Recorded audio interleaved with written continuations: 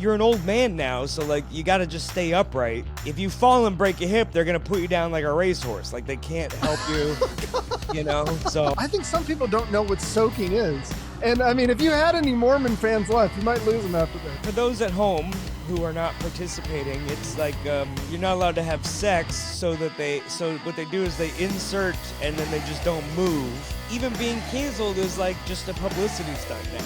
It's like it doesn't even matter.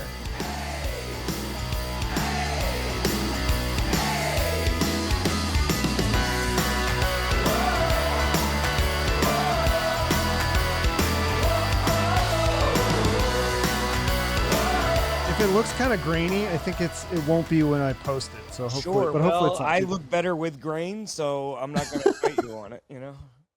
right. Yeah, no, me too. Like I need the filter. Like Yeah. I feel like Zoom has that filter. You can pull it if you pull it like all the way to the right. I mean, you look like a cartoon. It's kind of crazy. Yeah. Let's. Can we get a Snapchat face or something? Make my. look Is that cute. still a thing? You're younger than me. Is the Snapchat? I don't know. Are you I'm still not on single, too? Snapchat anymore. You're not? Okay. It seemed like a waste of time. It wasn't really like a way to get organic following, and it was like I was just using. No, it I thought it was to touch meet with my friends. girls. Yes, I mean, yeah, it's a way to like send a picture of your cock without anyone objecting, but eventually, I had to yell about my cock. Let me close my door. Where are you? Is this your house? Yeah. You're in Snoqualmie or North Bend, or is that where you still live? Or wait, did you move to Oregon? Now I'm trying to remember. I'm in Tukwila, right by SeaTac Airport. So, Oh, yeah. right by South Okay. Center Mall. Yeah, how's that? Because like I used to live in Renton, and I used to go to South Center Mall, and I heard South Center Mall kind of went downhill, or maybe it was all always malls downhill. You know, anything that's not Amazon is a waste of space. You know, so. But is it like scary? Like, is the crime bad? Is it like people get shot and shit? I mean, it's fine. I mean, I live next to the police station, so. Oh, I also learned that like I'm like up a hill, you know, and like crazy people just don't walk up hills.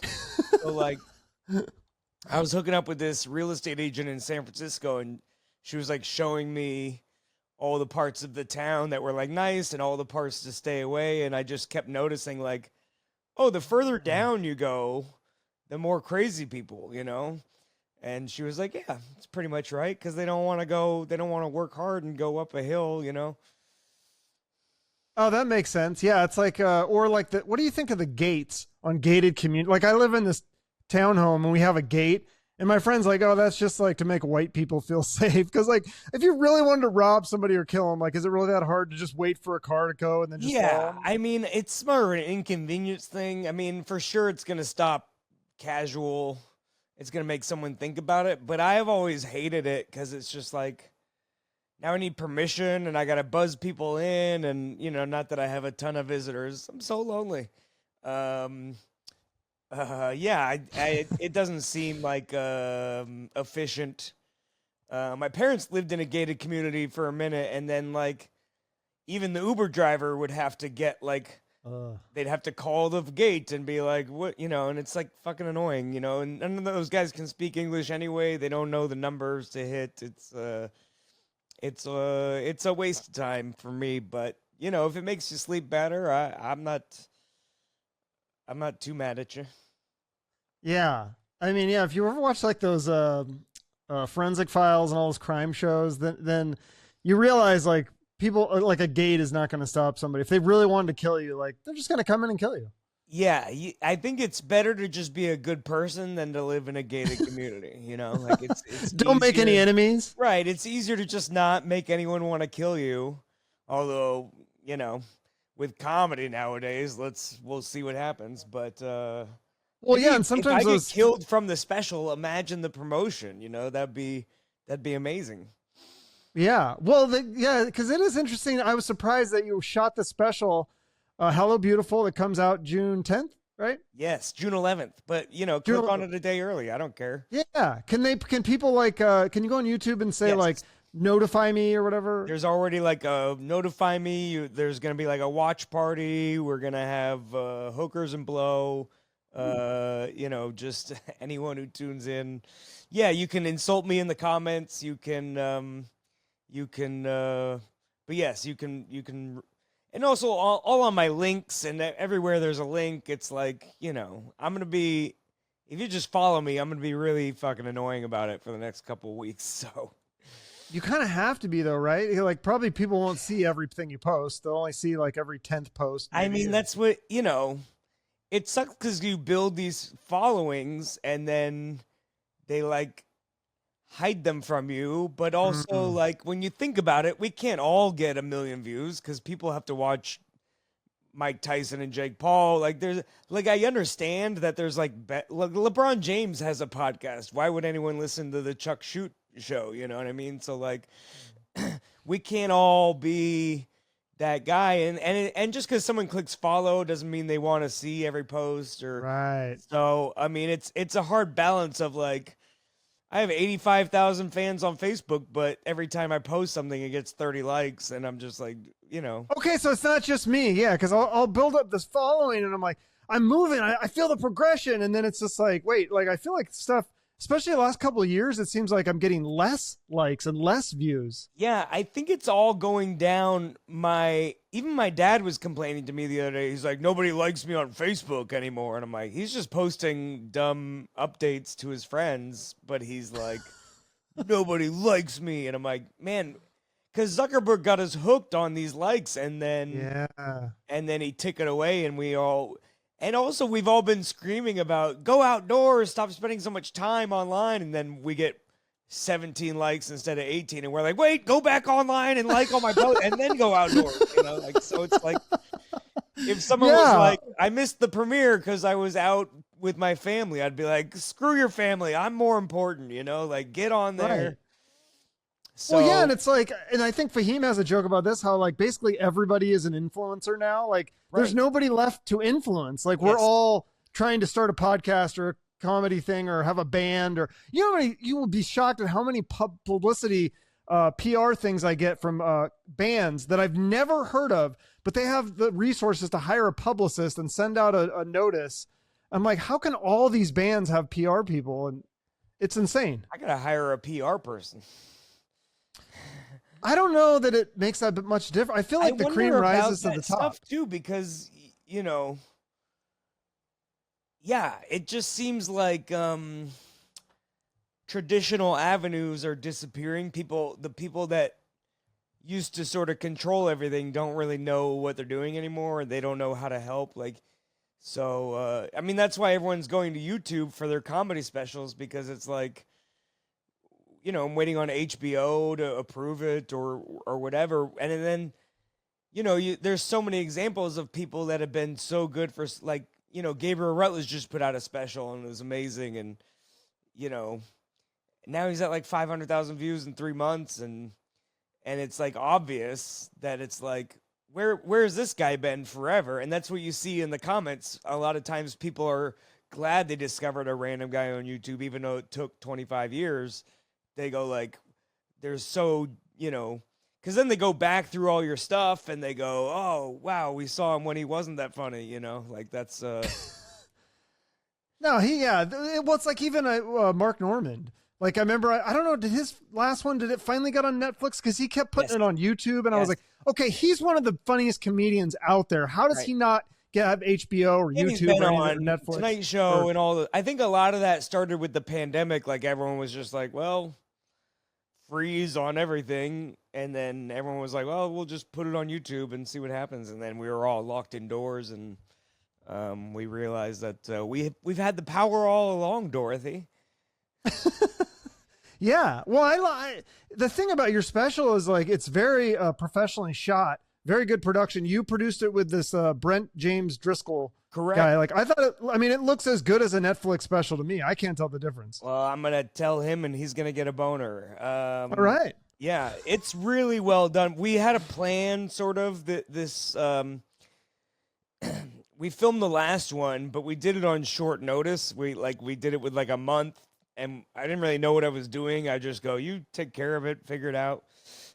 And then like the theater changed the lighting from like pre-show to during the show, so like the color just didn't turn out how I wanted it to and stuff like that. So, but this one we really had a plan. He'd been shooting in this space for a long time. He knew that, he could sort of have full control, whereas sometimes you're dealing with like a lighting tech or an audio guy and they're kind of like, half in the bag or don't know what they're doing. And so this one, we could literally control the whole space. We could, we put lights on the top of there's like, metal beams or whatever. So we put magnet lights basically on the ceiling so that the audience is kind of somewhat illuminated, but not overpowering.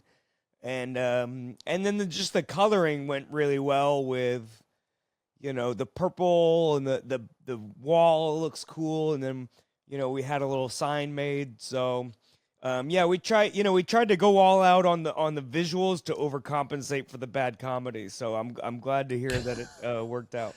No, it's great. But yeah, so talk about the venue, because I found that when you said, I was like, oh, where was the shot? North Bend Theater? And you're like, no, the Capitol Hill Comedy Club. I don't know if you're familiar with that. I'm like, I am familiar with that, because I did see that story and I was so fascinated that they canceled gigs of 4 comedians. Right. Jim Florentine, who I've had on the show and I just saw him, is hilarious. Dave Smith, who was just on Rogan and went viral for a clip with Chris Cuomo. And Luis Gomez, and wait, who was the 4th one? Now I forgot who the 4th person was, but yeah. What's Dave Smith or something like that? No, I said, Dave Smith was a libertarian comedian. But anyways, yeah. So I was like, I did not think of these guys as like far right or controversial. You think a libertarian comedian would understand like, like a business having a choice and like, sort of that idea of like everyone has their own right to hire or not hire anybody. And so like, absolutely. Yeah. I made a video about this and I brought up that exact point. I said, I'm a capitalist. I feel like you have the right to do that, but I just didn't understand. I was like, I don't. Yeah. So what happened is that they booked these comedians because the owner is new and the booker is just sort of, an open mic level comedian. And so she's not necessarily familiar with like the best strategy of booking. And so I think she just looked at Instagram numbers I think probably they reached out about a date and then she looked at their Instagram and said, oh, wow, these guys are very popular. And then said, yeah, you guys can have whatever date you want. And then once they're on the calendar and then people, they have a very, it's in Capitol Hill, which is like the gay part of town. And so, they just have a young, hip, core audience that maybe a couple people said, hey, we don't really like these people, or, they say offensive things and whatever. And then they realize like, this probably isn't a good fit for the venue or the space or the crowd. And so, they just, rescinded. And then all the comics got rebooked at Tacoma Comedy Club, which they'll have anybody there as long as you can fill the club. But it's very silly and like it's just a mistake on the booker's part. It didn't need to be this big thing. But also if you have the chance to get press for it, like why not make it a big deal and get your name out there and stuff like that. So but it also doesn't make a ton of sense because like Kurt Metzger was a writer on Inside Amy Schumer and he has like an Emmy Award. Oh, that was the 4th guy. Yeah. There's a Kurt little Metzger, bit of he's on Jimmy Dore show too. I love Jimmy Dore. So and Jimmy Dore's like, I thought guys he was that kind are of like, even Jimmy Dore is like super political now. And, probably that club would be like, we don't want, and it's dumb of them, but also like it's their right and they can make a bad choice, like someone is going to marry me someday, like we all make poor choices and that's illegal. Yeah. No, it's their choice. It kind of made me sad though. I was like, is this where we're headed? Are we dividing comedy clubs and saying, okay, this comedy club is for these people and this, and like the comedy, that was the one thing that brought people together. It was comedy and entertainment and music. Like, you go to a Beatles or not Beatles because that's the 60s, but like Rolling Stones, they're still around, right? You go to the Rolling Stones or you go to a young band, Smashing Pumpkins or what's like a new like Black Keys? I don't know, whatever you're into. And it's people from This is all how walks old we of are. life. We're like, what's a new hip band? The Beatles, you know. Kendrick Lamar There and you go, Drake. there Dude, you they go. can't even get along. What the hell? What's I going on in this know. world? Yeah. Every Beyonce's going country, like it's over, you know. And people were mad that she went. You can't go do country. You're appropriating white culture. What Okay, the well, hell is this that? guy, who's the guy with the tipsy song, the black country guy, like, Oh, I love that song. right? It's basically like a remix of like the underage drinking anthem of my 20s was the everybody in the club getting tipsy, Yeah. and Okay. so it's very it's a good song. But it's very confusing. Like this must be how black people felt when Eminem came along. They're like, wait a second, you're allowed to do that? That seems odd, but it works, I guess. You know. I saw some joke about how Snow like broke down the doors for Eminem or something. Like, remember him? Remember Snow? Like No idea. Informer? Like, you remember that song? With the song Snow? No, the guy Snow and the song Informer. You know that one where he's like talking all fat. I don't even know what the fuck he said. I'm just googling it now and learning it for the first time. That's interesting. Oh yeah, he was. Well, you know Vanilla Ice. Okay, well that like I'm just thinking of like white rappers before because those guys were kind of like third they base had a pop and hit. some of those guys, right? Yeah, and then they like weren't. But Eminem was like somehow he broke through and he was like cool because he was friends with Dre probably. I think that helped, and it helped that he was just extremely talented. Like some of these guys, like Vanilla Ice or whoever, maybe they were faking that background of like coming up poor in the trailer park, kind of like the. I think I saw 50 Cent kind of talking about this the other day because it's like he was the first white rapper to actually live that lifestyle of like growing up in the projects and growing up in the trailer park, somewhat comparable, and so. He was sort of the first guy that could reach across the aisle. But that makes it, that makes it accessible to everybody. You know, again, talk about inclusion. What if we were like, white rappers, we're not allowed over here. You stick to, like, it seems like comedy should just be comedy. But we've become so narrow. In a way, it's helped because now you can, my friend is a metalhead comedian. And all he does is write these amazing metal comedy jokes. Wait, who's that? Is that Craig or my friend Luke Severide? Shout out I'm not Luke. familiar with him. Okay, I'll send you a little reel. And but anyway, his Instagram just blew up because all these metalheads are just like, finally a metal comedian, you know. And so if you get in this metal comedian, Jim Florentine, Craig Gass, the other Craig you had, Craig Conant. Whatever, and he's more of like I think like a pothead kind of vibe, yeah. Anyway, so yeah, Craig Gass has toured with Kiss and done all this stuff, but I think, I think my buddy just found and the way he delivers it is sort of song-like, I guess, and like, I don't know. Anyway, it's like finding that. What do they say? Find your niche, and then you get rich. Yeah. Oh, that's what they tell me to do. Yeah, and they're like. Because it's like I have the same thing. Like the metalheads love me if I have on the metal rock stars, but then it's like I'll have on an author or comedian, and then like they don't care about that. I'm like, damn it! Like I want to branch out. Yeah, well,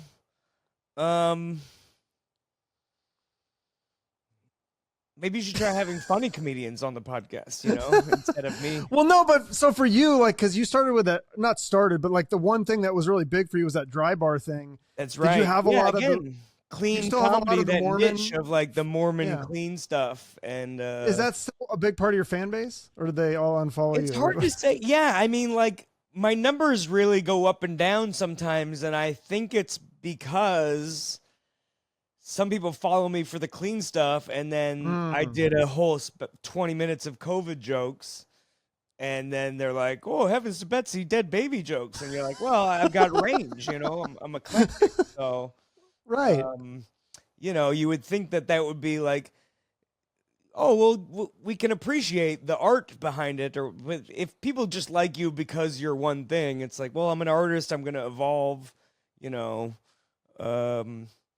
screw you, I do what I want. I don't know. But it is something I think about where Because maybe you the don't want to way be to known as stand the out is to be Mormon. more clean, because Yeah, everyone's but now being as filthy as they can to get attention, and it's like, well, maybe if you show how clever you are with clean comedy, but I go back and forth, So the new set I'm doing now is a lot more clean, family friendly. There's still some adult themes and topics, but there's less like dead babies and COVID and politics and yeah, no, there wasn't a lot of bad stuff in this one. I thought it was pretty clean. yeah. But I didn't. I looked at yours and I was like, and I look at like a Kurt Metzer and a Jim Florentine, and I'm like, okay, like I don't see. I'm not like, oh my god, Kurt, Jim Florentine, what are you doing? And then I look at Andrew Rivers and I go, oh yeah, that's way different. I'm like, they're kind of the same comedian. I don't know. I mean, I think the edge is not being used for shock. It's just I think everything's applied evenly or appropriately, like so um you know, I think there's like You a even make fun yeah. of Mormons in this special Yes. because you make Well, a. so I made I don't fun want of to the dry spoil bar it. people also because they their accounting is a little shady, but um Yeah. yeah, so who knows? I mean, again, I think that like the thing I go back to is like you don't need permission to make art, right? So I just do it how I think it should be done. Obviously, like that's why I do it is because I don't see anybody doing it the way I think it should be done. So like if you're not your favorite artist, maybe switch it up a little bit, right? So like I'm just gonna do at the end of the day what I think is funny and what I think my dad will laugh at, and that's kind of those are my two guiding principles, I guess. So, and then Well, the yeah. third is like, will this get me 1 million views? Well, the audience obviously is a piece of it too. If you go to open mic and a joke totally bombs, like you'll cut that out. Like what after the? Do you try it multiple times or try to like shape it, or how long do you keep a joke in for? Um, there's like a rule of three where it's like if you can't get it a third time, then shelve it. I mean, I write everything down. That's sort of my process of just like I write my worst ideas down every week. I try to come up with some jokes around them, and then I try to bring those jokes to the show on the weekend. And so that way it's sort of like a manufacturing, almost like a factory of like, all right, we're going to do jokes and we have a process, and it's very mechanical to me. And then as far as like a new idea, like the cool thing about getting good at comedy, like I've been doing it 15 years now, so like the rough drafts start out a lot better, and like you kind of have an idea of where to go, and a lot of times I'm just taking an idea that's already there and then expanding on that almost. But for sure there are I was working on this joke. Actually, I don't mind spoiling it because it doesn't work that well, but I like bought Yeezys back when it was cool, and now it's like not. You don't want to wear those in public. So Oh, right, because he's like a Nazi like an or like anti-Semite, and he's just a lunatic, and he's like threatening his wife and what he's making her look like a Kim Kardashian, like dressed like it's kind of creepy. yeah, it's pretty insane. I mean, and it's also it's easier to hate him now because the music isn't as good anyway. So you're like, you know what, you go be crazy over there and leave me alone. But yeah, but I was thinking of like, well, I don't want to just throw them away because then I'm ruining the planet by throwing these plastic shoes in the landfill. You can't just sell them because like you're not going to get any of your money back. They were like $500 when I bought them, and now who's buying Yeezys? Unless it's a crypto guy, like he's coming back. Like buy the dip. Or if it's like, it's more likely going to be some guy who's like, Kanye has some good points. Hell yeah, brother. And you're like, all right, I don't want to be friends with this guy. Although that's an idea, right? It's a more efficient way to catch a predator. You put some Yeezys for sale on Craigslist. You have a guy meet you at a shady motel. You bust in with a camera crew, something like that. And then I kept trying to make a joke about like, maybe I'll just hide them in my attic for 2 years and leave them a diary or something. but then no one really catches on, you know? Like if you're trying to be too clever, I think it's funny. people, Yeah. yeah. Okay. Sometimes, like the time I did it at open mic, like everyone just kind of stared at me, and then one guy in the corner was like, "That's fucking genius," you know, and I was like, "Where's it?" If there was a crowd full of just this guy, that would have been a $1 million clip, but you know. Well, yeah. Sometimes I feel like you need to educate the audience, like you have this soaking joke in your special, and I don't want to ruin the joke, but we have to explain. I think some people don't know what soaking is, and I mean, if you had any Mormon fans left, you might lose them after this, or they might think it's funny. They might get because they definitely know what soaking is. Yeah. Well, for those at home who are not participating, it's like you're not allowed to have sex, so what they do is they insert and then they just don't move. They figure as long as they're not moving, that's not sex, but they have a friend jump on the bed for them. So it's like accidentally came in your pussy. I don't know. Like, it's very weird. Like God is like, well, you are pushing it, you know. All judge is like a judge on God is like a judge on those you know, those crime shows. Like I'll allow it, you know, like Law and Order, where he's like, you're pushing it, don't test me, you know. Yeah. But yeah, I don't know. What about, do you know what Yeah. Do you know what docking is? Have you heard of that one? I don't think so. I gotta see these. I'm not hip to the new bands. We're not hip to the new sex terms. You know, I don't know what docking is. I can't even. It's like, I think I feel like now I don't have to Google it because my friend would always joke about that, and I'm like, I think it's like two dicks touching. Uncircumcised men. Oh, okay. Wow. Like he'd send these gifts, and I'm like, okay, well, yeah, that's pretty intense. I won't be trying that right? anytime soon, but God bless, you know. I wonder if that would get through the loophole too, though. Like, you know, it is weird with these little like loop. I kind of feel bad. I don't know if I don't know if the Mormon God would be cool with just that act in general. Right. I mean, at least this, like the male female sex is what God intended or whatever. Whoever wants to agree or argue with any of that, but I feel like I call it the Chinese finger trap. That's why I wasn't aware of the term. Oh, okay. So yeah, I think that's the new. That shit is so interesting to me that they try to do these loopholes. Like I remember first hearing about there was like a website or something. It was like butt sex for Jesus or something like that. I was just like, wait, what? Like, well, that doesn't count. And like, I knew there was like people in relationships and they were like, no, she won't let me have sex with her, but she'll let me put it in. I'm like, I feel like that's like a higher level than regular sex, in my opinion. Yeah. That's the advanced course, you know? Yeah. Like, that's like, there's sex 101 and then there's like, you know, you got to get a master's degree for anal, I think. I mean, because there's a lot more hygiene issues. I think I've never participated. It's not my thing. I think there's a perfectly good vagina or mouth or ear. You know, like there's tons of better options. So, what about ear? But yeah, I mean, you don't know about ear sex? Come on, Chuck. Yeah. Come on, Chuck. No, I don't. It's like you. I don't know. Big ears. I was trying to get you to agree to something without you're like, no, I know what's going on.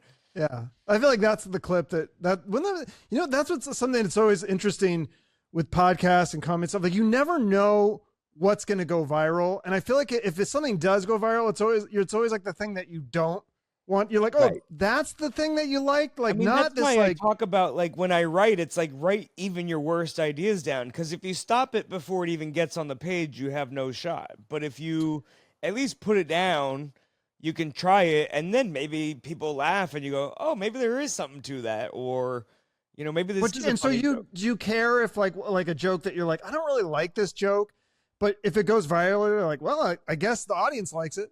I mean, my self-worth is determined by the views, right? So like how I think of the joke is, I'm like, if it gets 1 billion views, I'm like, you know what? That is actually a pretty clever joke. You know, like I will agree with that. I can be easily convinced So by you will sell out, is what you're saying? Yes, Okay. 100%. Okay. Listen, Yeah. I am not one of these like I want to work hard and I just want to make like a couple million, retire on an island, and just never talk to anybody again. Oh, that sounds amazing. I mean, I would like do comedy for fun. I'd be like the weird guy who shows up every couple of years and like, you know, but So you don't just love doing like do you do it do you do comedy every day? Like do you go to open mics and stuff? no, I mean like I don't leave the house unless I'm making money. Like I'll go to like open mic on Wednesday, but that's it really just depends on the scheduling of like what I've got going on and where I feel about the act. And like again, as I've gotten better at comedy, like I've gotten so much better at just throwing in a brand new idea without going to open mic first. Or like, you know, like Saturday, like Friday night in the middle of the night, I thought of this joke and then I texted it to a couple buddies. And then when I woke up, they all said like, "Oh, that's pretty good." And then I was like, "All right, well, I'll just throw it in the show." And then it worked at the show, and so then you're like, "All right, well, you can keep refining from there." But once you got a baseline, like it gets a laugh, people understand it, it makes sense. Like, okay, this doesn't need to be right. Like jokes are kind of like your cars. There's like one in the garage that you know your daily driver. And then you got a couple strewn about on the lawn. There's a family of bees living in it, you know, and you're like, I'll fix that one day, you know, and then you never will. And so, you know, there's just different jokes, and you kind of keep them, and if they're in the active rotation, you can keep working on them. If like the easy joke, I'm like, you laughed at it, and so now I'm like, man, it reinforces me to think there is something there, but. No, and you weren't even doing it in the full. You were just like off the cuff, the idea. But to me, I get it. I thought it was funny because it was like the Anne Frank diary attic. Yeah, I got the reference. Yeah, well, you know, you can even tie in the Justin. Noon and we're sober, but you know, a nightclub is full of drunk people. 2 drinks, no dinner. So sometimes it's a little tougher with when you think you're so clever. But yeah. So you know. New jokes. It's a fun process. I mean, I love performing. I've actually the other night I got home from a show and I was just like, I wanted to film a thing of like, I'm so grateful, but then I feel like I'm a loser, so I'm like, don't show weakness, you know. What? But, no, like, that's like being grateful is the like, secret to happiness. Like, I was just like having great, you know, like the shows have been really well. And you know the like the jokes have been coming along, and like you know again when you record a special, it's like then you let go of all that material and you kind of start over, and it's very intimidating to be like I just had an hour that worked fine. I could have just kept doing that for 5 more years, but you know the internet is thirsty, so we got to put the shit out, you know. Yeah. So are you going to try to do, because it seems like that's the routine for a lot of comedians, is do a new set every year or 2, or? I think 2 is a good pace. I mean, I did a thing on this one where I didn't cut my hair in between my last special and this special. So that's why I kind of went like towards the end, it kind of looked homeless. But I was thinking that at the time I was like, oh, I can go back and make a video that is like, I wrote this joke here. I wrote this joke here. I wrote this joke here. Which is, you know, an idea I have, but, yeah, so, like, I was kind of racing myself and then trying to show people, like, the actual time, like, measuring the time with the hair length, but, you know, yeah, 2 years is a good pace. Every year seems, like, impossible, but some people do it, and... I think I'll get this set recorded probably sometime in the fall now, just because a lot of it's about my dad and him fighting cancer. So like, I don't want him to just die and then ruin 30 minutes of my show, you know? So like, your dad has cancer? Yes. He's been I didn't know esophageal cancer for a couple years. So, how did he get that? He doesn't smoke, does he? No, you know, it's I think a little bit hereditary. His brother had it, and passed away like 10 years ago. And so it's a very silly story, but he was on the watch lists and like getting scanned every year.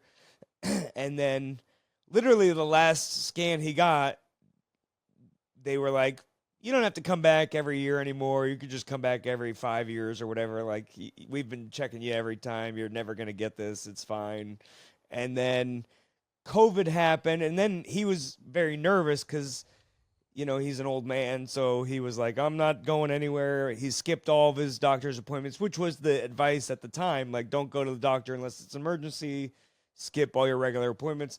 So he just didn't get a scan for whatever 2 years, and then, or whatever it was, and then, you know, then unfortunately this thing was just growing the whole time. So but he's doing good now. I mean, he's 2.5 years post diagnosis. They say if you make it to 5, you're a unicorn. So we feel great about.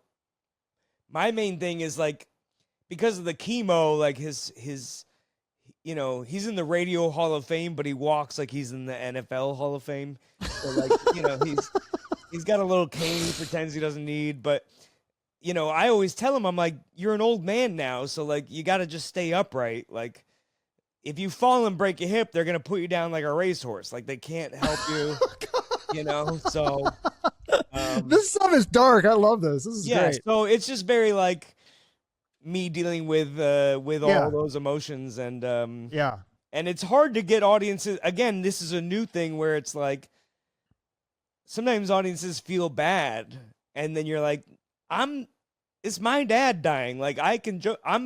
If I'm joking about it, you can laugh. I should be up here crying talking about it, you know. Like, this is my hero and my inspiration and you know, my mentor, and then all of a sudden, you know, so it does. I have to learn to like respond to that better, because I don't snap at the audience, but sometimes I go, hey, like, what are you doing? Stop getting sad for me, like, you know. But in my heart, I go, fuck you, just laugh at the joke, you assholes, you know. Yeah. For those people who don't know, we talked about this last time you were on, but your dad is, Radio Hall of Fame, radio royalty, especially in Seattle, the Twisted Tunes.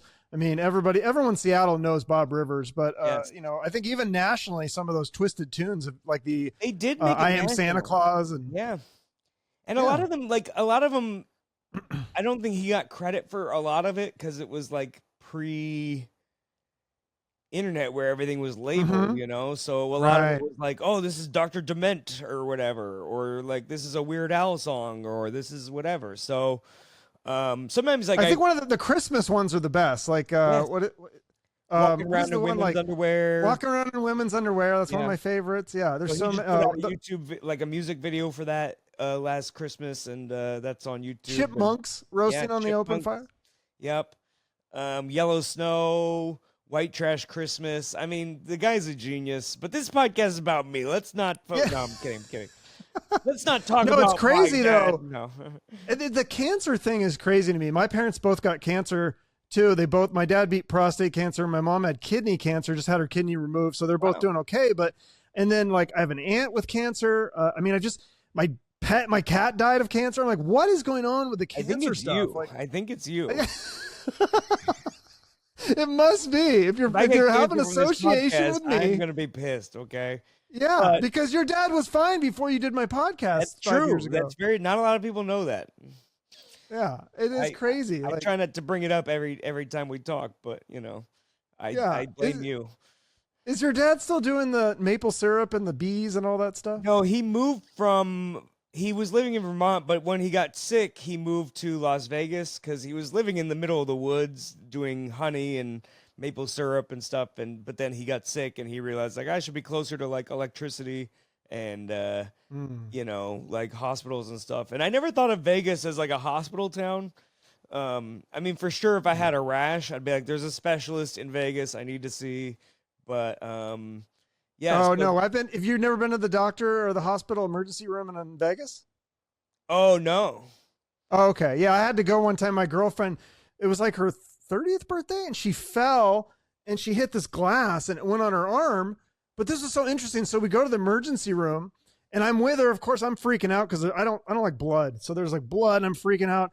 And then they're asking her what happened. And I'm like saying, oh yeah, she fell. And they're like, sir, we're asking her. And I'm like, oh God, they think like I beat her or something, or I like pushed her or something. It was really weird. It was a really weird. That's a good point, like, no, she fell, right, honey? Yeah. I fell, like. So I had, it's like, it's a kind of a weird, I never thought of that, but that is probably you're nice to your girlfriend. She could have really put you in a bind there, like, right? She hurt me. Yeah, I never thought of that, but that is probably a thing. They have to have some protocol where they, like, maybe, I can't remember if they took me out of the room or something, but yeah, it was interesting. They were like, they were very suspicious of me. I'm like, I don't think I even could beat up my girlfriend. Yeah. What? You look like a shady cat. I don't know if I'd trust you.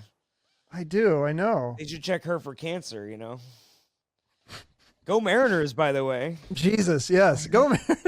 That's a great transition. Go Mariners. They're actually good this year. It's a miracle. Yeah, so far. I mean, it just takes everyone else to suck, and we can do a pretty good job, But yeah. How do you feel about Seattle the pitch sports? clock? That's a good, I was just mentioning that last night. I've been watching the Mariners and the Diamondbacks here in Arizona. I got that MLB app. It's just so fun. You can watch any game, and we have the betting stuff here. So I bet on tons of games. I never really was into baseball as much. Now that I can bet on it, it's so much more fun. So the pitching clock, to me, I like it because it makes the game go faster. And I'm not a huge, analyzing every pitch. And I just I just want to get my guy to get the home run so I win $20 or whatever. Are you betting just $20, or are you making like bigger bets? You usually small, like 5 or 10 or 15 or $20, but like sometimes I'll do the longer odds. So like I think the other day I won like $200 because like all this stuff happened, like the parlays and stuff. It makes it fun. That's fun. It's tempting. When I visit my parents in Vegas, like the gambling and the it feels so tempting because you're like, I know this team is good, but then every bet you make loses, and you're like, why did I just lost $200 for no reason? Like, this is so stupid, So I'm very like, I like to protect the money a little bit. But the pitch clock is interesting because it's made watching the game way better because it's faster. But then when I go to a game, I'm pissed because it's like, it's really cut into my texting and my socializing and my.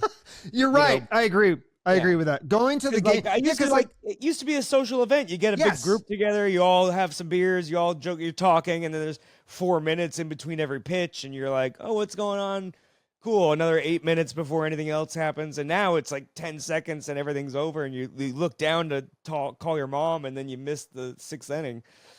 Yeah, it is. You're right, because the game goes by so much faster. Like, it used to be like a 4-hour experience going to the game. So going to it is like is a lesser experience. I think you're right, because it's like, oh shit, what I want to start doing is going to the game early now, because now that it's a shorter game, it'd be fun to watch some of the warm up or whatever. You can still and you get some of your socializing in for sure. Yeah. That makes sense. Don't they have like a pool at the Arizona Stadium or whatever? They do. Yeah. I've always wanted to. I think you can rent it out. It's not that, like, if you got a big group and everyone chipped in, I think it would be like reasonable. That's kind of fun. Have you gone in it before, or is it like, what are the tickets like? You have to rent it out. So like you'd have to get like I said, you got to get a whole. Yeah, I guess that makes sense. Or if you're just like Bill Gates, you're like rent out the whole thing and no big deal. But yeah, it looks fun. Everybody in there, yeah. Yeah, and then like you could the balls would, like, if they hit a home run, I think it would go into the pool. It'd be funny if like you were just socializing, talking, and like a ball like hits you on the back of the head. Like, well, when I was a kid, actually, this would explain a lot. But I was sitting behind home plate in the Kingdome, and every time there was a foul ball, I'd be like, "Forget me about." My dad would be like, "You're an idiot. There's a giant net. We're not getting a foul ball. We're in the good seats," and it would always go over our head. And one time a ball went up, and I go, "Oh," and then I looked away, and then 3 seconds later it just fell and hit me on the head. And then the guy behind me got the ball, and then he wouldn't give it to me. What? Are you serious? He just stole the ball that hit me on the head, and my dad was like, "Come on," and the guy was like, "No." And then the Mariners had to like check on me, and my dad was like, "He was like this before. It's not your fault. Like, don't worry about it." Dang, that's good seats though. Is that because of your dad? Yeah, back in the day when he had like press pass, you know, and we could get really good Ah. seats and stuff like that. But I mean, we weren't like right behind the net, but you know, anywhere behind home plate, there's just that giant net. So unless it goes straight up, but it went up into the third deck, I think, and someone tried to catch it and fumbled it and dropped it. That's So cool. that's Like, so why you had my you, guard was down. You know, normally I'd be like, oh, it's coming down, but it just went up and. so Yeah. you not only had good access to concerts, but also sporting events. Yeah, and like comedy shows. I mean, that's how I started my relationship sort of with Titus, which is again super grateful for. You know, comedy mentor kind of taught me everything I know, but he was just doing an interview with my dad, and I just started comedy, and so they were like, "Hey, tell a joke to Titus," and I was like, "Okay," and then I bombed horrifically, and then. But then every year Titus would, you know, invite me to the show and be like, "Come hang out and we'll, you know, chat and I'll give you some advice." And then after a couple years of that, he was like, "Hey, you want to do a set?" And I was like, "Oh my god," you know. And it's Snoqualmie Casino. There's 800 people 3 miles from where I was a giant loser in high school, and so I was like, I got to change my underwear first. But yeah. So like, I'd get backstage to meet certain comics, and you know, I started that advice book where I had them all sign Yeah. it and stuff like that. And so I'm still working on making that a book. I've typed out 10 chapters and I've had it reviewed a couple times, and so now you know, I'm just trying to make it good. And but we've got the bones of a good book there, but everything is so much time, you know. It's like, you know, I need eight assistants, and I need a ghostwriter, and I need a better accountant. Yeah. Well, yeah, so, but like, didn't Titus teach you like some work ethic too? Isn't that part of it? Like, what is it? What do you like? Is it a thing where you write every day, or what is the? Well, everybody said write an hour a day. I like to set a weekly goal personally. I found that to be more effective because then you're like, well, I like yesterday I was gonna do some work, but then a girl texted me and was like, "Hey, let's grab a drink." I was like, "Oh, I'll go on a date, sure." You know, like I could use a good drunk parking lot makeout. You know, like it's been a while, so you know, so that is what's fun about this is the job is somewhat flexible Yeah. in that, like, you know, I have some video editing to do and I have some other stuff to do, but I'll just put that off until after this podcast. You know, so yeah, so like I set a weekly goal of like 5 pages, and it can be just free writing. It doesn't have to be joke form, but the idea is just to start, because it's very much um a learned skill where if you just start typing and you're not trying to be funny, this is what Titus taught me basically, is like, it don't even try to be funny. Just tell a story or talk about something that's happening or talk about what you're feeling, or like, don't even try to be funny at first. And then the funny will just sort of naturally come out of you. And that's, I mean, if you're a funny person. And then that's the idea behind sort of like, well, now you're being more your authentic self instead of going, what's a good joke here? You're just going, this is sort of what happened, and these are funny thoughts about it. And then you can work with that and go, okay, how do we find the joke and how do we manipulate the wording and stuff like that? But yeah, and Titus' big thing was to not be afraid of failure, because that's your partner in the process, right? Because Isn't that weird? Because I feel like write, and then we have to go bring it to people, and we're like, Yeezy's in an attic, and then people are like, well, you don't get it, and you're like, oh, Chuck Shute said I was a genius, you know. I thought it was good, but that is weird because I feel like you and I kind of grew up in the same era of the self-esteem. And so I feel like failure was bad. And now they're doing this whole thing like, no, failure is good. Like, learn from failure. Like Gary Vaynerchuk and all these guys, these business people are like, you got to fail. You got to fail all the time. Fail 100%. Well, because rejection is direction, is what we all now realize, of like, instead of coddling the kids, it's like, no, go get messy metaphorically, you know, and like, go learn and go, you know, that stove is hot, you know, if you burn your hand, you will learn from that experience, you know? So, you've got to, again, to not be like, when your special is coming out and you like, I want to reach out to Titus and be like, can I get on your podcast? I want to promote the thing. you have to set aside that feeling of like he's gonna think I'm annoying and and it's like, no, it's my friend, like we're friends and he can say no if he wants, like it's fine, but and then he's like, oh, of course, and then we have a great time and I go, yeah, why did I think he was gonna hate me? But I just think everyone should hate me because I know who I am. Isn't that? But see, that's what makes you so relatable. Is like to me, because I'm like, oh, like I think we all have those kinds of insecurities. That's what's funny about life. Like even I've interviewed some of the like Corinne Olympios from The Bachelor, and I was like, oh, this girl's like, she's one of the most beautiful women I have ever seen, and she's like, I don't know, I don't think I have enough Instagram followers. I'm like, what? Like it's crazy. Yeah, I mean, nobody's immune to that, and I think the more open you get with it, then the more people feel okay about their thing. Again, it's like talking about anything where it's like, if you talk about cancer, people come up to you and go like, man, I really related to that because I had a parent with this or whatever, and that really made me feel a lot better about it, or, whatever you're talking about. It's, again, when we get into the niche thing, it's like people are going to latch on to that and go like, man, that doesn't make me feel so weird about it, because I had a joke actually that I cut from the special just because I thought it was like a little dirty and a little embarrassing and is like sort of about sexual dysfunction, about like, what? I gotta hear this one. Oh yeah. So it's like about like, sometimes when I'm with a lady having sex, like it takes me like an hour to actually orgasm, or if at all. And so like, and then it's like this 3-minute joke and it's like a whole thing. But then I heard Joe List talking about it on his podcast, and he was like, oh yeah, I'm on antidepressants. I can't come, whatever. It takes me 10 hours. And I was like, oh, why was I so embarrassed that I cut this joke from my special that I was like, just leave it out, whatever. And then all of a sudden I'm like, I had some funny jokes on that topic, and now someone else is going to talk about it. And, maybe that would have been the thing. Who knows? But, it is kind of a fine line between like being relatable and opening up, and then like you sometimes you see a comedian up there and it's like, but there's not even really a joke. It's almost like they're doing therapy, and you're just like, you are kind of feeling sorry for them. But I feel like I've never seen that with your comedy where I'm like, oh God, I've never like cringe. I'm always like, no, there's a punchline. Like it's a joke. Yeah. So yeah, just talking about everything and we're all, again, I think that's we get so, I don't know if self-absorbed is the right, we get so in our own head, but it's like, we're not that important, like the best thing about living in a country full of self-absorbed assholes is you don't have to care what anyone thinks about you, because they don't think about you. Like they're busy thinking about themselves.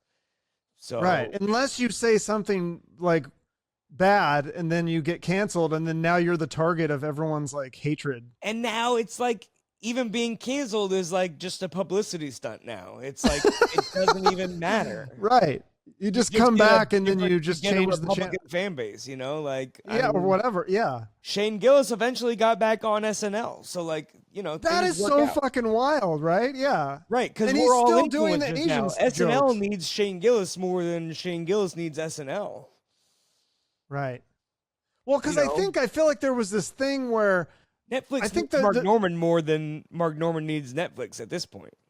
Right. I just think there was this thing where people, they were trying to be kind of PC and like, hey, some of this comedy is mean-spirited.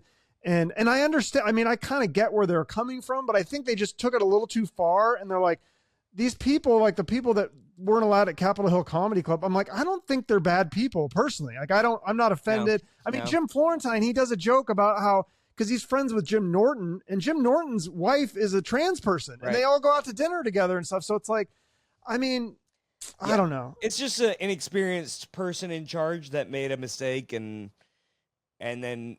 But I understand where they're coming from, because it's the whole country is kind of, and it's a fine line, because there is a thing where there's some people that are just assholes and like they should be canceled, and like, maybe they shouldn't say that shit. But then there's other people that are like, well, it's more of a joke. But then I see where it goes, okay, well, but if all these jokes are you pushing, what is it, like the Dave Chappelle where he's like, you're pushing down on my people or whatever. And so I don't know. Again, interesting. I think you just do what makes you happy, and then you find the people that fuck with you, and then you know, you just ride off into the sunset, you know? So, but either, again, it's like, you know, attention is where it's at right now. Cause like now there's 800 TV channels, let alone 800,000 YouTube channels. There's a new comedy special every week. I mean, mine's way better, but, you know, like I think Craig Robinson is dropping something on Netflix the same day as me. So it's like, you know, there's only so much time but if you can just, it's tempting to want to push those buttons on purpose because it feels like a shortcut to, you know, your goals and to, you know, the attention. And so, So like you're saying you'd want to do controversial jokes or whatever just to get I think attention? it's tempting. I think that's why some people do it. But I do, my main goal is like, it's funny to me and I think my parents will laugh and, you know, there's other goals of like, I think I'm making some good points on different jokes. You know, my brother had this, he got baptized and he's like super religious. And then he was like, He is? Keith? yeah. So like I do this joke in the special where he like got nervous because I was smoking weed outside of an Airbnb and in Florida, you know, and it was like, you know, like they're doing meth. Like it's fine, you know. They're happy. They're just happy I'm not doing bath salts. Like it's like right, yeah. Florida's the state of low expectations, you know. Yeah, you joke about all the states: Ohio, Texas, Alabama, yeah, even you know, Seattle. So, you know, just trying to spread the word. But hopefully, some of it is offensive, and I can get famous, you know. So if it's, yeah. Well, because you're obviously more liberal, but you do sometimes make fun of the left too, which I think, like, I love, and I'm not spoiling this joke because I think you've posted it before, but you're talking about like when people make fun of Biden, like they're trying to get you, and you're like, well, how dare you insult my sixth choice? Yeah. So like, yeah, when people say like, let's go Brandon, you're like, oh no, not my sixth choice for president. It's like, yeah, because they think it hurts our feelings, you know. They think it's like the same as if you were saying fuck Trump. They'd be like, oh, my hero, you know. And I'm like, this is the guy I held my nose for. And so who are your top 5 choices then? I'm curious because they're saying now, like, I don't know if you saw that article today in the Wall Street Journal. Sure. That I know this is like shocking, but they said behind closed doors, Biden is not the same. He might be losing some of his mental function. So there's all these conspiracies are going to replace him with someone else. Like, who would you want to see?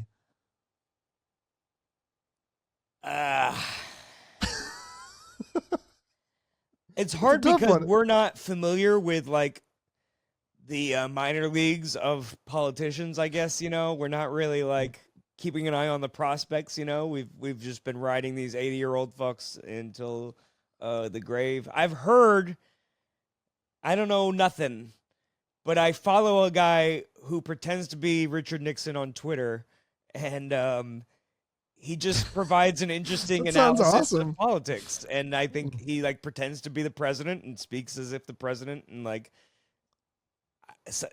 so like, he has mentioned that like J.B. Pritzker, who's like, I think the mayor of Chicago, and he like owns the Hyatt franchise, that he may be like the guy that is like sneaky dark horse. Look out for this guy, you know. But really, I think Biden is sort of the cure for Trump and Trump only. Like if they replace Trump with somebody else, then Republicans have maybe got a shot. You know, if they have anyone likable on their roster, then, you know, they can probably beat Biden, but they're all handcuffed by Trump, ironically, because he's a felon.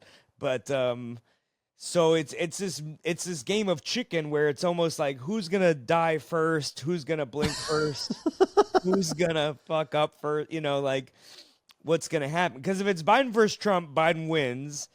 But then what do? Just after a year, kick him out and let Kamala be she's very unpopular. Nobody likes her, and they hide her from the cameras, and she's a weirdo, and you know. So, I think the California guy that people mentioned, I forget the Newsom. Yes, Gavin Well, that's what Bill Maher was saying. He was saying like what if they replace Biden with Newsom, and now I think he's Newsom's the already young so guy? attacked that the Republicans have already built this character of him just from the COVID stuff and the liberal California policies, you know, like I think they've already made him a boogeyman, so I don't know if he'll be an effective popular candidate, but anything could happen. Again, Yeah. it's going to be really fascinating, honestly, to see, because Are you worried at all? Just like whatever happens, like whoever wins, like I feel like people are going to be mad. There's going to be protests or rioting or like I don't know, a civil war or World War III. Like bit, I feel like I something's also, happening.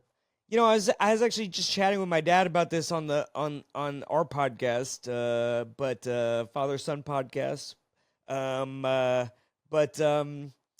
well, because people were saying like, oh, this conviction is going to galvanize his base and people are going to really get riled up. And I'm kind of like, maybe, but he's a one-trick pony and he's been using that trick the whole time. Like, is there anybody left to galvanize is my question. Like, is there anybody left who's like not fully bought in and like, this is the last straw? Like, because they've been this outraged about Mrs. Buttersworth. They've been, you know, canceling blue M&Ms or whatever. Like, they just are freaking out about everything. It feels like that it's the boy who cried conviction or whatever, you know. So like at the end of the day, I feel like there's just nothing left to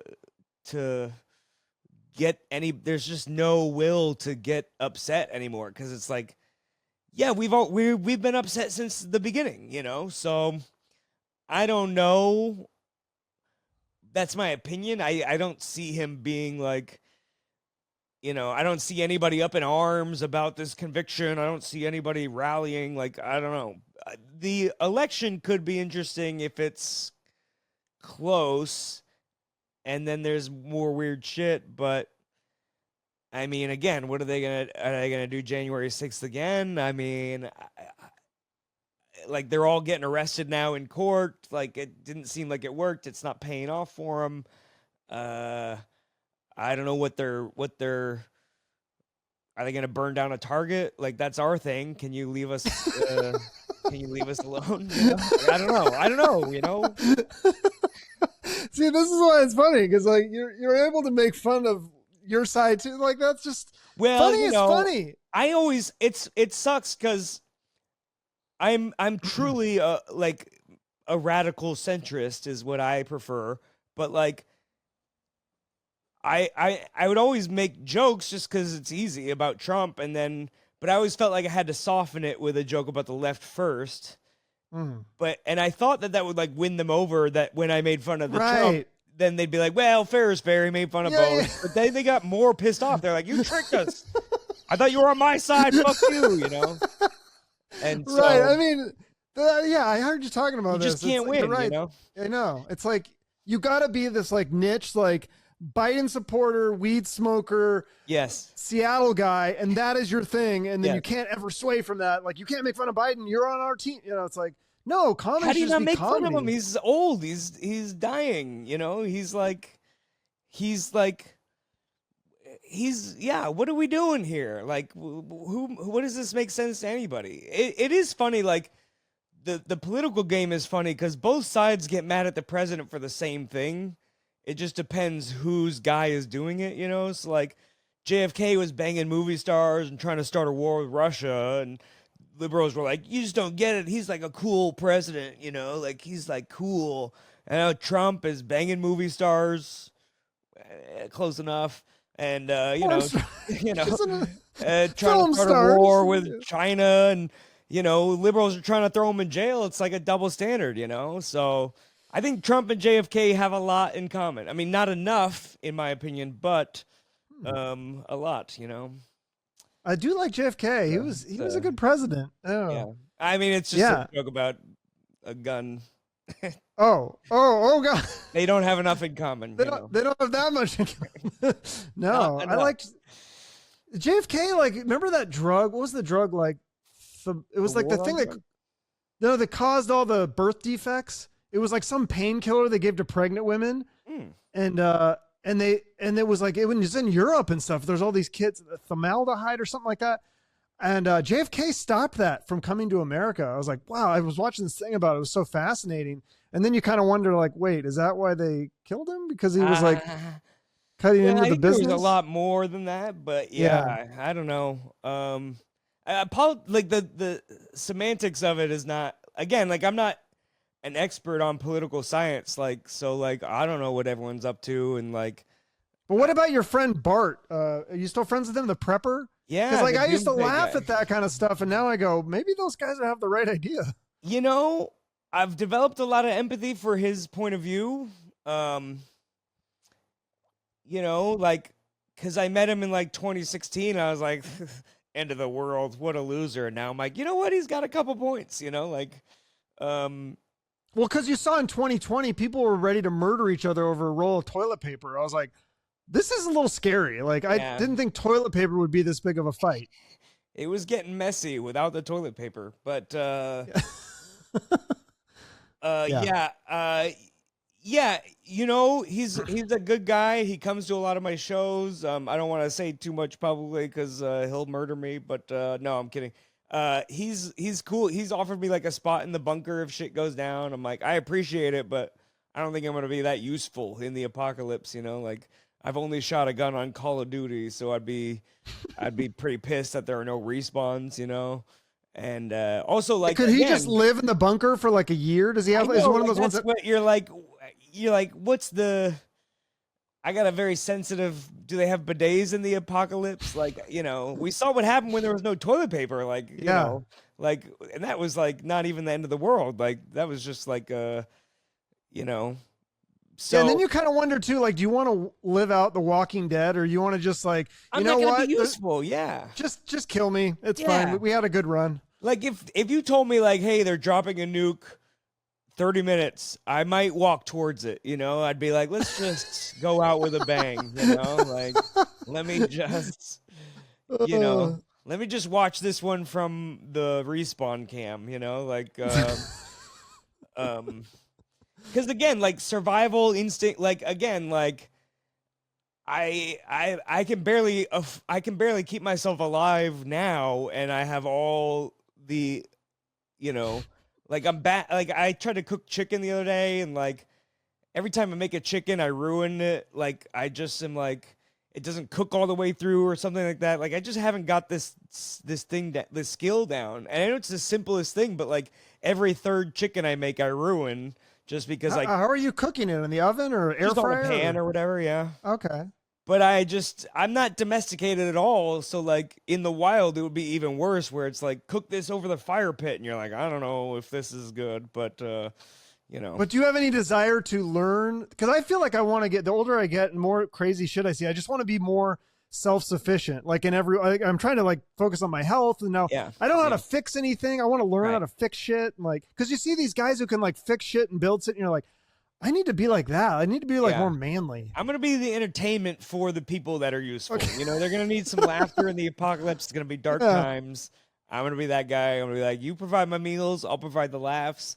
I do have like a bunch of it's called Huel. It's like this powder meal replacement stuff, and so I've seen ads for that. Yeah, it's pretty good stuff, and I use it mostly on the road because it's like you're stuck in a hotel. Do you get a shitty continental breakfast, or do you go to McDonald's every day? Like you're on a short time and budget, and so I've just been using that as like a breakfast or like a meal replacement, and then but I have a couple extra boxes just in case, like, I don't know, like shit goes down. But then I think about it and I'm like, you need fresh water for it. So like, you know, what am I going to stack bottles of water in my house? Am I going to, you know, I don't know. Am I going to buy a water purifier? Are they going to poison the drinking water? Like, I don't know. Right. You know? Well, they say you're supposed to keep a bathtub of water filled up. I'm like, this seems a little excessive. I would go through the bath. I mean, I might accidentally just take a bath, you know, who knows, you know? So, yeah.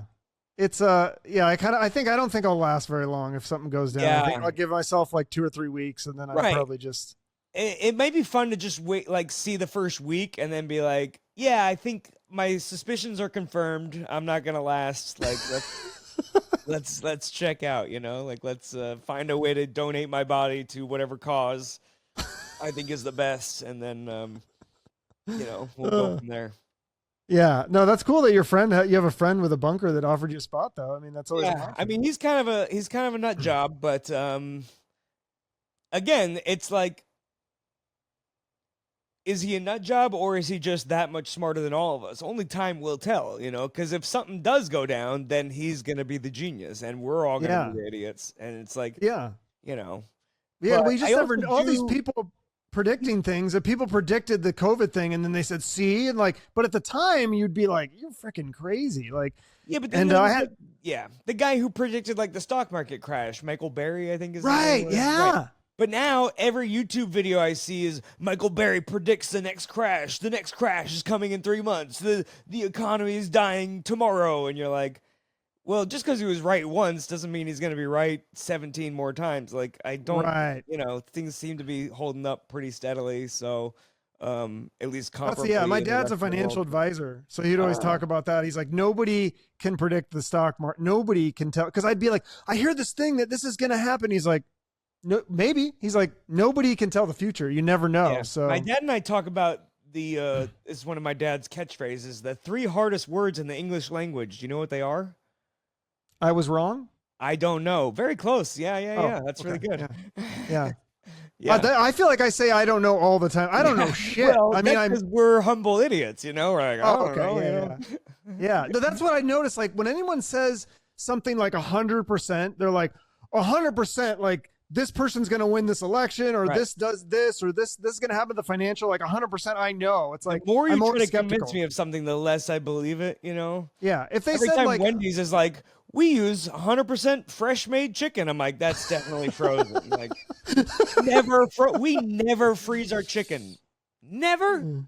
What is it, delivered that day, every day at 2 p.m.? What's going on? yeah, are they killing the chickens in the kitchen or Yeah, something? like chasing 9 them a.m. around? I'm showing up for a chicken sandwich and you just got it delivered. Like, I'm curious how that works. Like, I don't know. I mean, Well, I'm never willing to hear it frozen, out. but maybe refrigerated at least. Yeah. Wendy's is really popular. I don't know if they still do it, but they used to like roast people on Twitter and stuff like that. So maybe if I make fun of Wendy's, I can get a little attention on this special, Oh yeah, we should. Yeah, how do we should tag them and Tag you ever Wendy's tried to in do this that? clip, go, hey, fuck you, Wendy's, your meat sucks, and And then they'll roast you back, Yeah. and then you can and get then blow everyone up. will be like, who's this guy? Do you think about that sometimes? Like, how could I go viral? Like, not necessarily like with a tweet or something, Yeah. or with a clip, or with a stunt, a publicity. I know, like you used to do those videos and stuff, like the thing where you did with John Ryan, and Right. you think of like ideas like that still. Yeah, I mean, you're just trying to put all your creative assets to work, and so like any idea is a good idea, what I always say, and I haven't done any of the like the YouTube things like that, like the Don't Quit Your Night Job stuff was a lot of fun. Although Yeah. Ty France follows me on Instagram, and so I've thought about hitting him up and being like, What? could we film a thing, Yes, do it. Yeah, so, and then like every rumor is like Ty France is getting cut tomorrow, and you're like, shut up, he's my friend, leave him alone. And but He I could just also see know you how busy like perform, the or- baseball season is, so it's like, how much like when would they have time to do anything like this? It'd be nuts. And so I do want to hit him up, like maybe sometime during the All-Star break, because I know he won't be busy. But and then but I just need like a day where I know again, you don't want to feel like you're bothered. Again, like he follows me back. Like he's given me permission to reach out, and I still have never messaged him, and I just go like your stuff and thanks for the home runs, and because I don't want to feel like I'm like, again, with my last special being all about my bachelor friend, Katie Thurston, she was really sensitive to like clout chasing, and so she was just a little bit like annoyed with me because she thought I was like trying to use her to go viral by talking about all this. And I was like, well, I was just talking about an ex-girlfriend kind of, and joking and making jokes. Did I hope that I hope all my jokes get 1 million views. So like, sure, but I wasn't doing it about you on purpose because I'm like, well, this will be the one, so it's a fine line to Right. to It's always different with women too. Not to be I know I'm a sexist asshole, but you I mean, pig. women Now are this more podcast is canceled. sensitive to those kinds of issues. I don't think Ty. I mean, if he followed you, that's awesome. Right? Was Yeah. it just random, like from a show you think, or a clip you No, saw? I just followed him. I followed a bunch of players after the year we made the playoffs, and we were 2 years ago or something like that, and so Okay. I just was really excited, and I was like, I don't follow any Mariners players, for this new generation, so I just hit him up, and then he followed me back. I must be very famous. No, that's super cool. Like, yeah, I mean, I think that could be definitely a thing where if you do Seattle stuff, Seattle jokes, like people would share that. Yeah, so we'll see. I mean, there's definitely options. There's definitely again, I've thought about like a video with Bart of like a prepping kind of a video of shooting in the woods and like being silly and stuff like that. That would be awesome. Yeah. Especially because of the contrast. When we get more time, we'll look into those ideas. Thanks for reminding me I don't work hard enough, but no, I think those are great ideas. No, I love them too, and I wanted to keep doing them. It just was very difficult, and so, I mean, I did like a homeless one. I did the homeless one was so great. Like, yeah. Your friend, I think we talked about that last time, how your friend recognized, like, Andrew? Yeah, my friend's ex-wife drove by and was like, is Andrew doing okay? And like, yeah. Yeah, and then you're like, no, it's just a skit. And then she's like, that's actually worse than you being like homeless. trying to go viral by being a dumb. Yeah. But we might do some stunts like that to promote the special, we might just like pass out cards on the street or like try to tell jokes on the street or there's got to be some like man on the street stuff type we can do, but yeah, we're gonna be, if you think of any promotional stunt, I mean, fucking Steve-O climbed the tower for SeaWorld, and he put a big inflatable orca whale on this crane, and so I've got to figure out a way to like get myself arrested or like yeah, because it's not going to happen on natural talent. We've tried that for too long. So I feel the same way with the podcast. So it's the same kind of thing. You're right. It's like they could listen to freaking LeBron's podcast. Like, how do I compete with those guys? Yeah. It's hard. Yeah. It's freaking hard. Well, LeBron's podcast is interesting because it makes me feel so stupid because I'm like, oh, basketball is so complicated and like they're talking about all these different motions and plays and like they're like diagramming plays and then they use terminology and I have to pretend like I know, oh yeah, the thing. Yeah. We know what that is, but it is really interesting. I just remember the pictures of him. Like, they're like, why is every time they show LeBron reading a book, he's always on the first page? Have you noticed? Have you seen those pictures? That's funny. Never seen that photo. That's funny. Oh, real? There's like 10 photos of him reading a book and he's always on the first page. It's like, I mean, I don't know if it's like, LeBron I don't know. reading first page meme. Wow. Yeah, I'll have to send you that one. Why is Braun always on the first page? It's really funny. I don't know. Yeah. So that's interesting that you say that. I'm sure he does know a lot about basketball, though. I mean, he's played so long and he's so talented, obviously. But right. Yeah. And you listened. He's pretty. You listen to his podcast, and you listened to. Did I hear you say was it Joe Budden podcast or what other podcast you listen to? Joe Budden's interesting. They get a little loud. There's like 8 people and they yell over each other sometimes and they like argue and then you're like, can we just talk peacefully? And they're like yelling, but they get excited and it's fun to listen to them break down hip hop and the Kendrick Lamar beef was really fun. They had a cool episode. Yeah, can you explain that to me? Because I don't really get it. I don't really understand how it started and it just keeps going back and forth. And yeah, I don't know exactly how it started. I think, Kendrick used to be on tour with Drake. Drake has always been this, for the people listening, Drake is like a Canadian, he's like a pop star rapper. He's got like 150 gold albums, but he doesn't always write his own songs. He's like Canada's Larry the Cable Guy, so really popular, but maybe not all his own work. And then Kendrick Lamar is this Compton rapper who is like personifies the streets and the hustle but he's also got a Pulitzer Prize, so he's like gangster but intelligent, and he's a great rapper. And then I think they just clashed on tour. Like after hanging out with a guy for a long time, you go like, I don't really like how he moves like this, or he does this, or he tries to have sex with 17-year-olds. That's not really my favorite thing, or whatever. And then they just always been kind of fighting with like subliminal little jabs here and there. But then it finally just came to a point where, I don't know, Kendrick made a song like, there is no top three, it's just top me, or something like that. Because everyone was putting Drake and Kendrick in the top three or something like that. And he was like, they're not even on my level. And then rap is all about ego and braggadocious. And so if someone comes at you like that, you have to respond. You ain't no bitch, you know, you gotta let them know. So then they, did songs back and forth.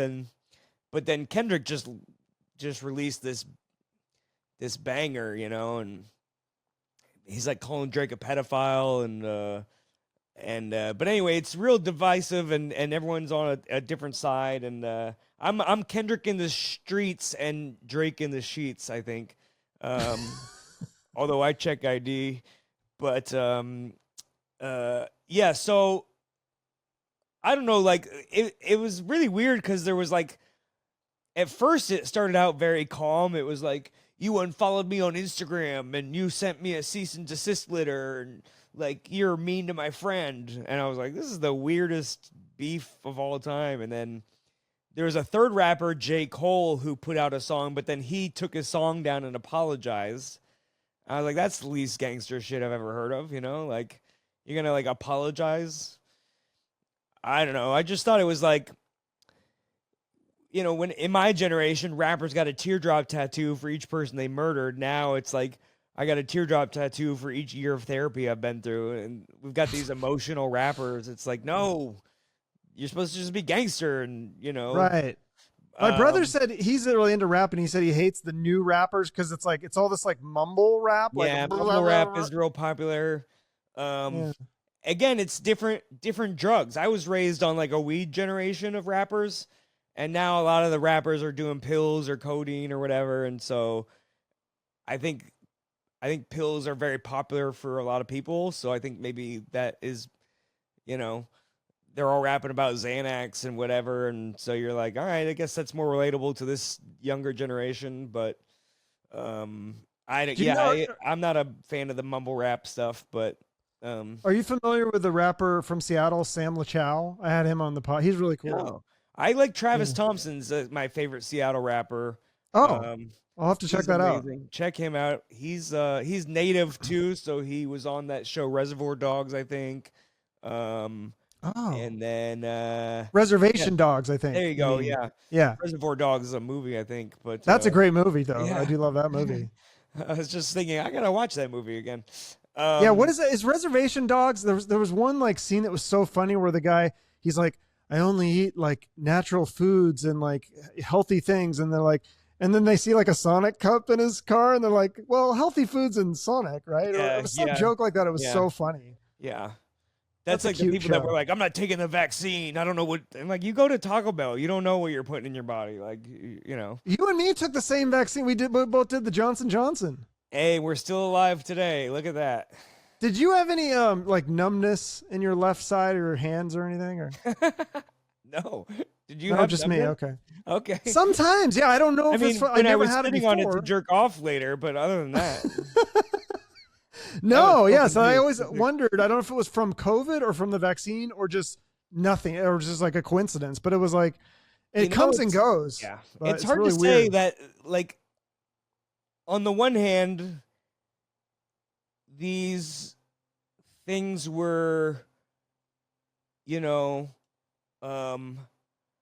like if you give everyone a peanut, a lot of people are going to die from a peanut. So like, I'm sure some people I think that's weird too. When I was a kid, nobody had these peanut allergies. Now there's all these peanut allergies. I'm like, what is going on? It's going to be like, a fun conspiracy to be like, where do peanut allergies come from?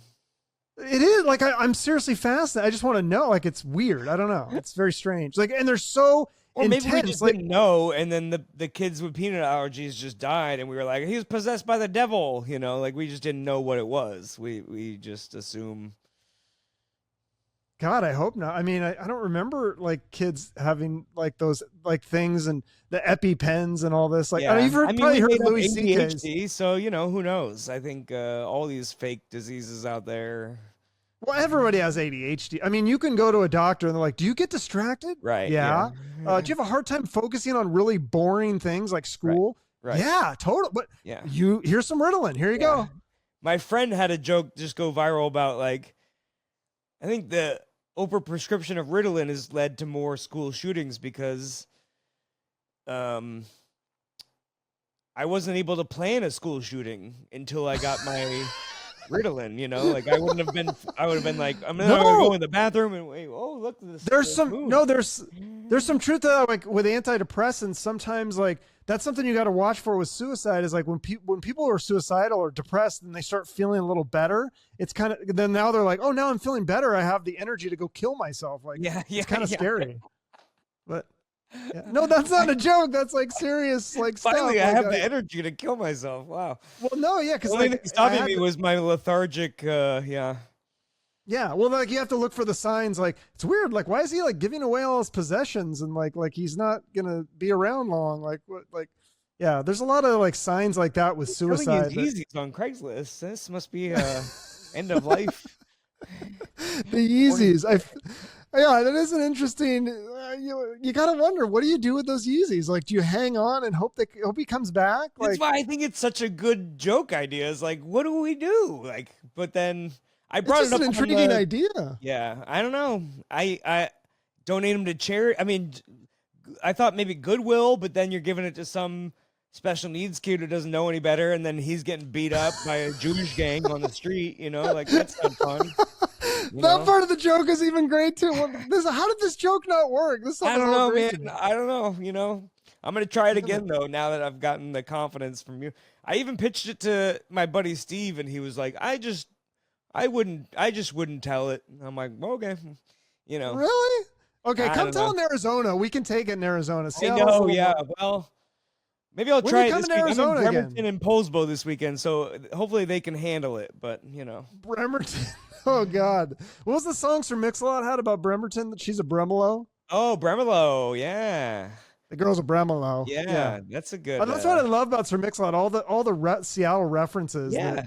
He was great. Cruising Rainier and Stop and Eat at Dick's and Posse's on Broadway. Yeah, I feel like Sir Mix-a-Lot doesn't get enough credit for being a progressive icon. Like he was the first rapper to make fat asses cool. It was not a popular opinion in 1992. No, that's totally true. I just think it's interesting. The turmoil he was going through. Every night after a sold-out rap concert. He's at the strip club. Women are shoving their tits in his face. He's like, I can't take it anymore. I love big butts. I refuse to lie about it. Like he just had to tell his truth. Is that how? I wonder if that's how that lyric came out. He's like, I can't take it anymore. I can't take it anymore. I cannot lie. I think that's the advice to all of us: is just to tell your truth. If you like fat asses, go love them.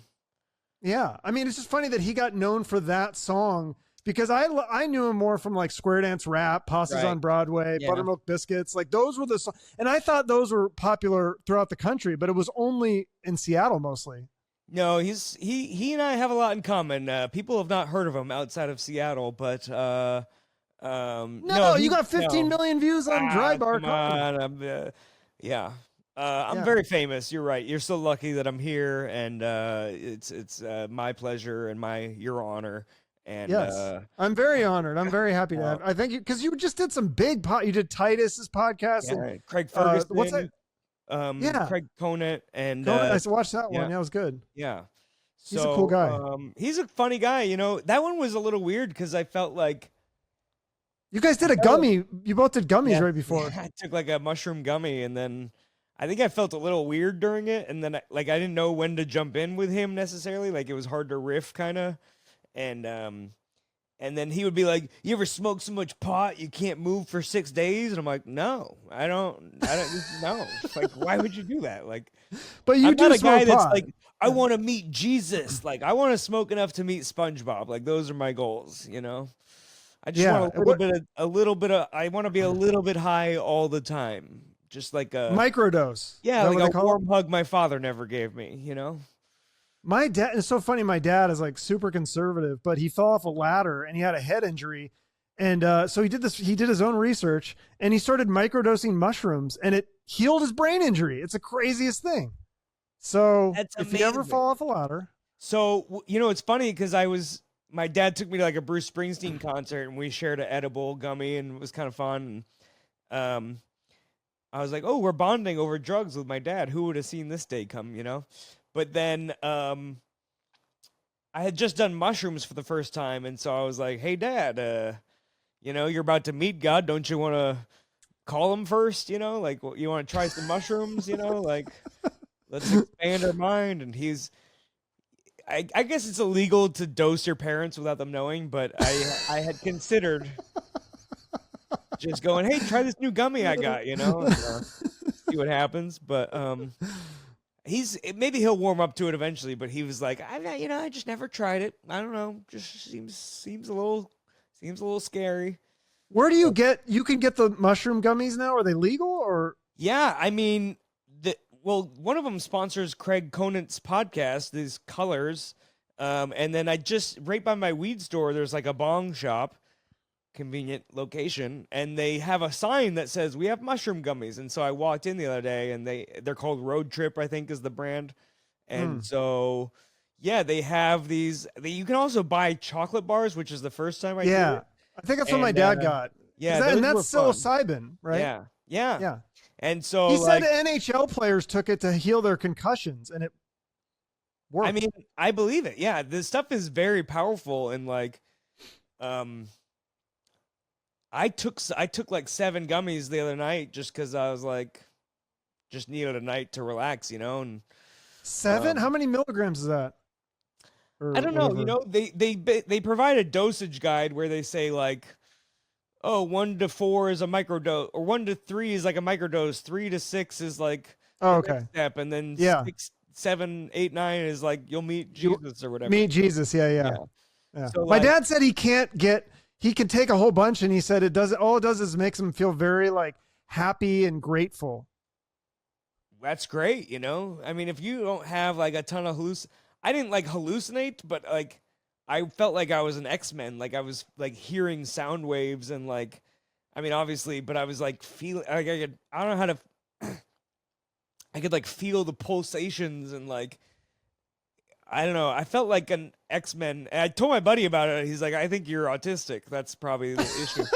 But no, I think so. My dad wrote this book called Ultimate Reality. Okay. And it's like, it's all about, there's like this other reality. This is before he started doing mushrooms, by the way, just so you know. But it's all like backed up. He's got like 500 references of scientific journals and stuff about this. Yeah. Well, how there's this old. I feel like the Craig guy would like that book. I don't know. It is like really interesting.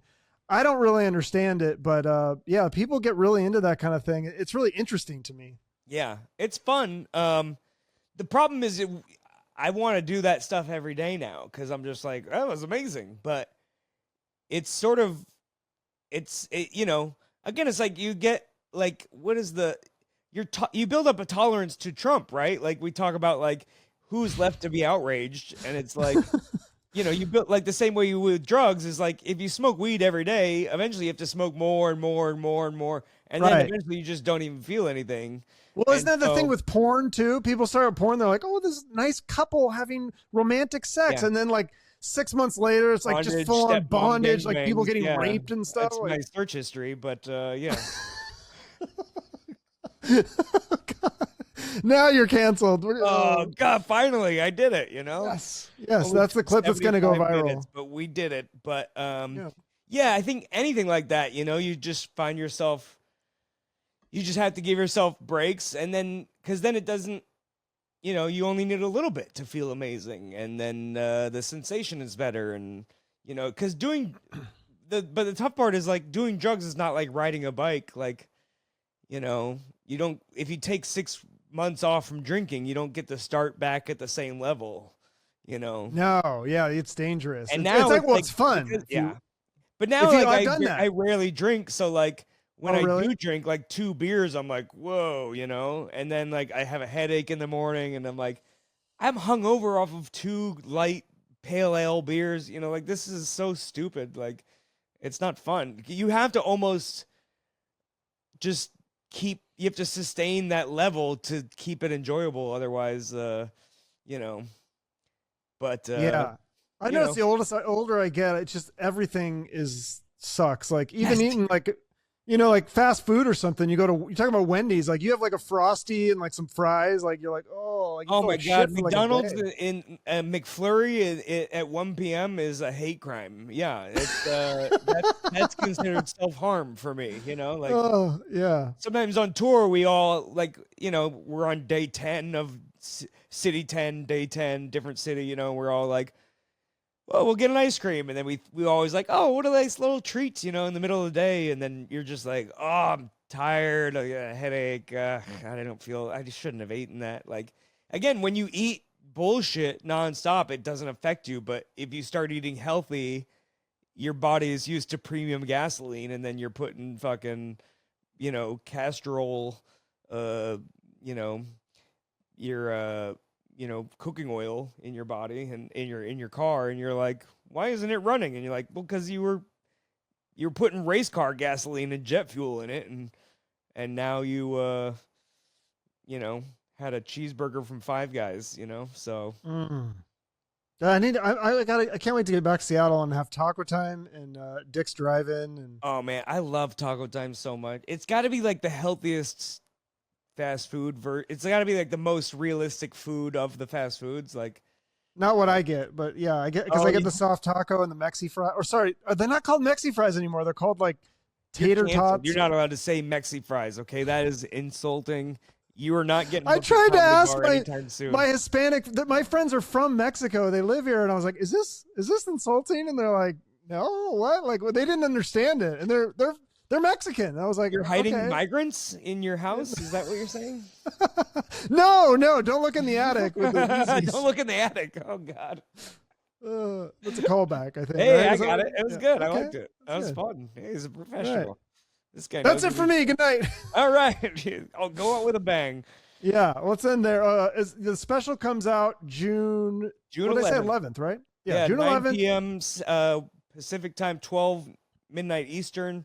I don't know why the label wanted to make it so no one on the East Coast could stay up and watch it, but that's what we're going with. Is there actually a label for this? So it's through YouTube, but it's 800-pound gorilla. Oh yeah, okay, know them. Yeah. So, and they did my last one, but I just decided to put this one on my channel so that I can get all the attention. Because like when it comes out on some, like even the Dry Bar one's at 1 million views almost, and then. But I leave a comment under every comment and go, hey, come check me out over here. But no one ever follows you. No one ever comes over there. And so, I don't know. Well, I'll put a link to your channel in the show notes so people don't have to like look it up or type it, because you might misspell Andrew Rivers. So I'll just put, they could just the link to the actual. If you go in the show notes, just click it, and they can click on it or whatever. But yeah, any link is also, if you just Google my name. I mean, like, if you're watching a podcast on the internet and you don't know how to find something, like I don't know how to help you anymore. Yeah. I get that all the time. Like, I run ads for my ticket sales, and like people will be like, when is he coming? Exactly. And you're like, all the information is on that. How do I buy tickets? I'm like, I click the button that says buy ticket. Like, I don't know how to explain this to you. Like, how are you using Facebook if you don't know how to use it,